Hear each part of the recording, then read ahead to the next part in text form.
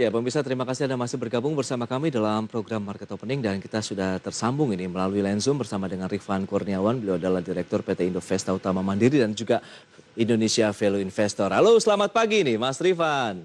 Halo, selamat pagi Mas Pras. Apa kabar Anda di awal pekan ini? Luar biasa. Luar biasa juga kita menyikapi perdagangan hari ini karena kita tadi sudah sampaikan ya bahwa indeks di bursa Wall Street sudah mulai mengalami tekanan sementara Eropa juga masih melakukan perlawanan begitu ya. Kita lihat indeks harga saham gabungan juga terjadi tidak jauh berbeda dengan bursa Wall Street sudah mulai terkena aksi profit taking. Nah, menurut Mas Rifan sendiri bagaimana dengan pergerakan dan antisipasi yang perlu dilakukan oleh investor menyikapi perdagangan di awal pekan ini? Oke, jadi kalau kita coba flashback sedikit, indeks harga saham gabungan kan juga menguat ya, mirroring dengan bursa Amerika dan Eropa itu kan sejak awal November lalu, di mana kan awal November kita dihadapkan pada dua kejadian yang cukup penting, yaitu yang pertama adalah pemilihan umum Presiden Amerika, dan yang kedua adalah pengumuman GDP. Nah, ternyata kedua itu kan memang berjalan cukup baik ya, dan di atas ekspektasi, sehingga tidak heran kalau misalkan bursa saham juga mengalami penguatan. Nah, cuman memang penguatannya ini bisa dikatakan cukup cepat juga ya kan, nggak nyampe 1 bulan indeks harga saham gabungan naik dari berapa 5.100-an ke 5.570-an ya kan. Betul. Nah, jadi memang kalau saya rasa memang dalam beberapa waktu ke depan akan ada koreksi, tapi koreksinya ini masih tergolong koreksi sehat lah. Jadi karena kan kita percaya bahwa nggak mungkin nih indeks harga saham gabungan atau harga saham itu naik terus-terusan, pasti ada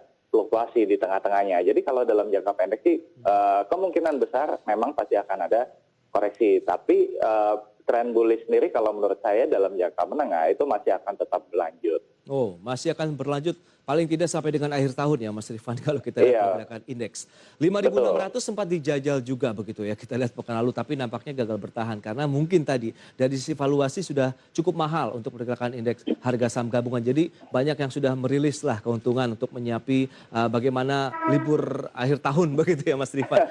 Iya, Mas Rifan sendiri melihat bagaimana nih untuk indeks harga saham gabungan sendiri? Apakah memang dari sisi valuasinya sudah cukup mahal? Kemudian fair value-nya sendiri untuk kondisi saat ini di tengah pandemi, kemudian data-data ekonomi kita di Indonesia yang dikatakan sebenarnya sudah membaik ini Mas Rifan. Seperti apa untuk indeks sendiri?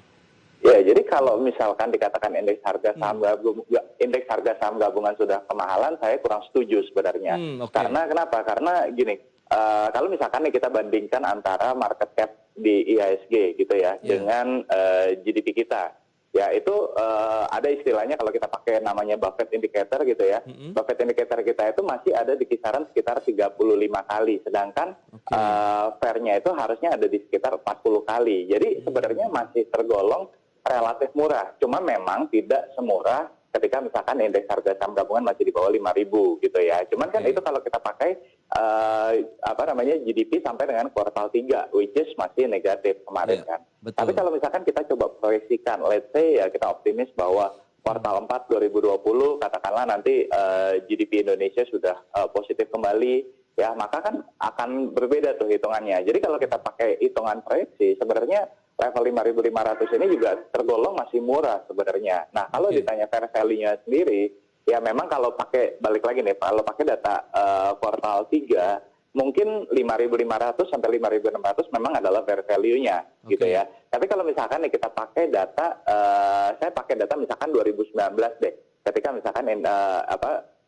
pertumbuhan ekonomi masih stabil ya di 5%-an. Ya itu di kisaran 6.000 pun itu adalah di 6.000 itu adalah kurang lebih adalah fair value-nya.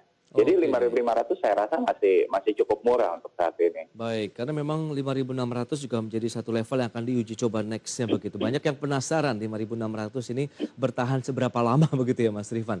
Tapi data-data di Amerika Serikat kita tahu Wall Street sudah mulai terkena karena di sana ada kegambangan juga ya terkait dengan vaksin COVID-19 dan juga stimulusnya nih yang akan berakhir 31 Desember. Sehingga akan hangat lagi nampaknya nih peta ke politik di Amerika Serikat. Sejauh mana ini memberikan dampak nanti untuk pergerakan market di dalam negeri?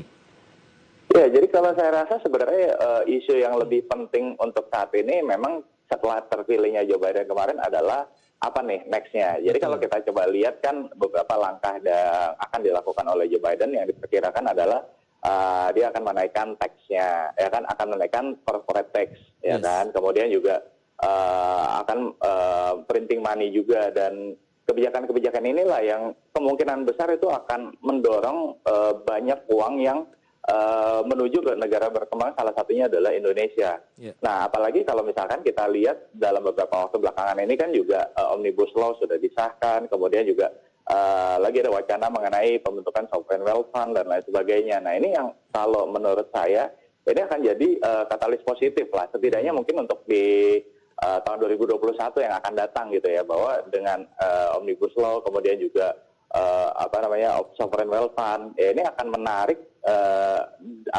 menarik investasi dari luar negeri ya, khususnya di US.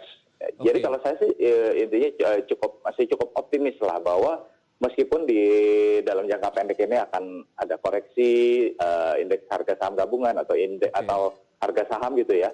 Tapi kalau misalkan dalam jangka menengah, tren bullish ini masih akan berlanjut. Betul. Kalau kita lihat memang asing ada yang beberapa melakukan aksi profit taking dulu ya. Tapi kalau kita secara keseluruhan sih dalam 1 bulan saja sekitar 6,7 triliun yang sudah masuk. Berarti Anda katakan dengan kondisi di Amerika Serikat dan global, peluang investor untuk menanamkan dananya di pasar modal pun masih sangat terbuka lebar ya Mas?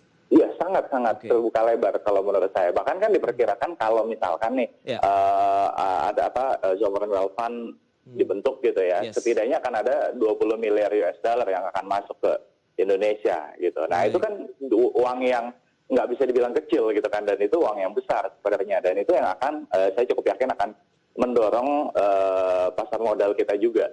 Oke.